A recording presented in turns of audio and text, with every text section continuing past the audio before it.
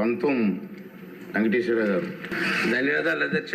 అధ్యక్ష, గత ప్రభుత్వ పరిపాలనలో 5 సంవత్సరాలుగా కల్తీ చేసిన వారిపై నియంత్రణ లేకపోవడం వల్ల అధ్యక్ష, ఉదాహరణకి తిరుపతి లడ్డూలో కూడా కల్తీ చేసి ప్రజల మనోభావాలు అలాగే ప్రజల యొక్క ఆరోగ్యంతో కూడా ఆడుకునే సందర్భాలు చూసాం అధ్యక్ష.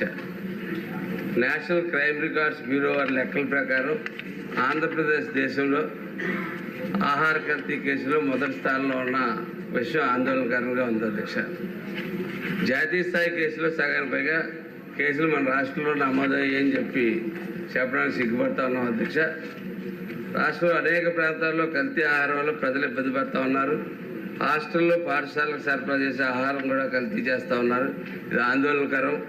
చిన్నపిల్లల జీవితాలతో ఆడుకుంటున్నారు అధ్యక్ష. హోటల్లో తినుబండారాలు అమ్మే దుకాణాల మీద అప్పుడప్పుడు దాడి చేయడం తప్ప సరైన నియంత్రణ ఉండట్లేదని చెప్పి ఫుడ్ సేఫ్టీ అథారిటీ సిబ్బందిని కొంచెం అధికంగా పెంచాలని చెప్పి కోరుతున్నాం అధ్యక్ష. అలాగే పప్పు దినుసులు కొన్ని హానికరమైన రంగులు కొన్ని రకాల గింజలతో కల్తీ అవుతున్నాయి అధ్యక్ష. అలాగే ధాన్యంలో గులకరాళ్ళు మట్టి పాడైపోయిన గింజలతో కల్తీ చేస్తూ ఉన్నారు. నెయ్యి ఇతర పాల ఉత్పత్తుల్లో కొన్ని పిండి పదార్థాలు కలిపి సరఫరా చేస్తున్నారు అధ్యక్ష. కారంలో ఇటుక పొడి కృత్రిమ రంగులు కలుపుతున్నారు అధ్యక్ష. కారం ఎంత వేయాలో కూడా ఆడవాళ్ళకి వంట వండేటప్పుడు ఎంత కారం వేయాలో కూడా ఉజ్జాయింపుగా వేస్తూ ఉండేవారు. అది వేసి పరిస్థితి లేదు అధ్యక్ష. అది ఏ రకం కారం ఉంటుందో కూడా తెలియని పరిస్థితులు ఉంటుంది. పసుపులో రంపం పొడి శుద్ధ పొడి కొన్ని రకాల కృత్రిమ రంగులు కల్తీ చేస్తున్నారు అధ్యక్ష.